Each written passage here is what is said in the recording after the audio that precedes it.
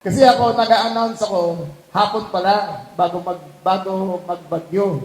Kasi gusto ko yung magulang, hindi na nag-aalala. Gusto ko pa yung estudyante, masaya na. At gusto ko yung mga magulang makatipid sa baon bago umalis para hindi na paalisin yung kanya ng mga anak. Nais hilingin ng Department of the Interior and Local Government Secretary John Vic Remulla kay Pangulong Ferdinand Marcos Jr. ang otoridad na magdeklara ng nationwide class suspension tuwing may banta ng masamang panahon. Sa kasalukuyan, nasa kapangyarihan ng mga local chief executive at Department of Education ang pag-anunsyo ng class suspensions.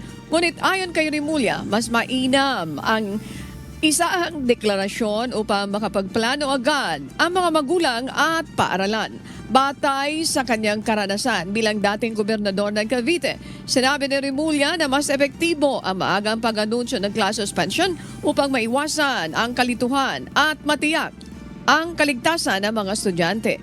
Giit niya, may sapat siyang access sa mga mapa ng lagay ng panahon at geohazard data. Kaya mas madalian niyang makapaglalabas ng desisyon kung sa DILG magagaling ang class suspension.